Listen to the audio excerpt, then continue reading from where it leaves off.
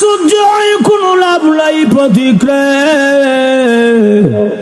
এই কবরে আমি একবার নয়, 5 বার নয়, 10 বার নয়, এই কবরে আল্লাহর কোরআনকে 500 বার খতম করেছি। আমার সাথে একটা লেনদেন করো। কিসের লেনদেন?